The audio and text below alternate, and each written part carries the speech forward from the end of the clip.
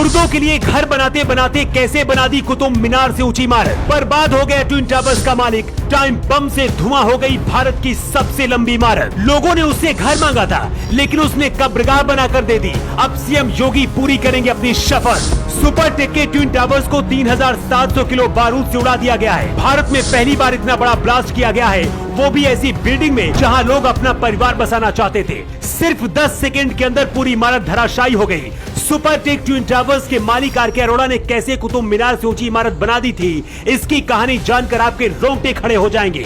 ये दोनों बिल्डिंग नोएडा के जिस इलाके में थी, सिर्फ एक फ्लैट की कीमत करोड़ों रुपए थी। हर किसी का सपना होता है कि अपनी कमाई से खुद का एक घर बनाए, लेकिन अगर करोड़ों रुपए देने के बाद भी आपको ऐसा घर दे दिया जाए जो कभी भी कब्रगाह बन सकता है, तो इससे बड़ा धोखा और क्या हो सकता है। ट्विन टावर्स के मालिक आरके अरोड़ा ने कुछ ऐसा ही किया था। कहानी शुरू होती है 23 नवंबर 2004 से, जब नोएडा अथॉरिटी के सेक्टर 93A में ट्विन टावर के मालिक आरके अरोड़ा को उनकी कंपनी सुपरटेक के लिए एक प्लॉट दिया था।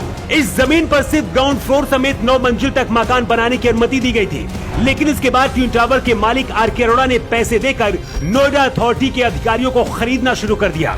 2012 आते आते दोनों ट्विन टावर को 40 मंजिल तक करने की अनुमति नोएडा अथॉरिटी के अधिकारियों ने पैसे डकार कर दे दी। इसकी ऊंचाई 121 मीटर तक दी गई थी, मतलब ये भारत की सबसे ऊंची इमारत थी। सिर्फ पैसे कमाने के लिए ट्विन टावर के मालिक आरके अरोड़ा ने ऐसा किया। नियम के मुताबिक दोनों टावर के बीच की दूरी कम से कम 16 मीटर होनी चाहिए थी, लेकिन इन ट्विन टावर के बीच की दूरी सिर्फ 9 मीटर रखी गई। मतलब कि घर के नाम पर इसे मौत की बिल्डिंग बना दी गई थी, जो कभी भी गिर सकती थी और इसके दायरे में आकर हजारों लोगों की मौत होती। ट्विन टावर्स के मालिक ने सिर्फ 1.5 साल के अंदर दोनों बिल्डिंगों को तैयार कर दिया। एक बिल्डिंग 32 मंजिल की बनाई गई और दूसरी 30 की, और इन्हें 40 मंजिल तक की बनानी थी। आरके अरोड़ा को लग रहा था कि अगर वो बिल्डिंग बना देगा तो गिराई नहीं जाएगी, लेकिन शायद ये भूल गया था कि यूपी में बुलडोजर चलाने वाले योगी नहीं छोड़ेंगे। बीजेपी का आरोप है कि अखिलेश यादव सरकार में इसे बनाया गया था और योगी सरकार आते ही इस पर एक्शन लिया गया। जिन लोगों ने सुपरटेक ट्विन टावर में रहने के लिए घर लिया था, वो 2012 में इलाहाबाद हाई कोर्ट पहुंचे थे। इसके बाद सुप्रीम कोर्ट ने 2021 में इसे गिराने का आदेश दे दिया था।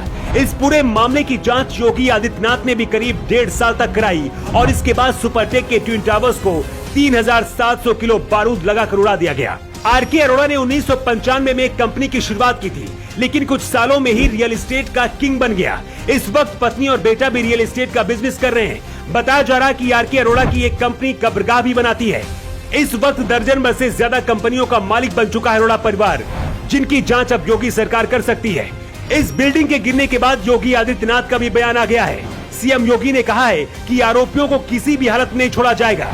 जनता के साथ इतना बड़ा धोखा करने वाले ट्विन टावर्स के मालिक को कैसी सजा मिलनी चाहिए, कमेंट बॉक्स पर आप लिखकर जरूर बताएं।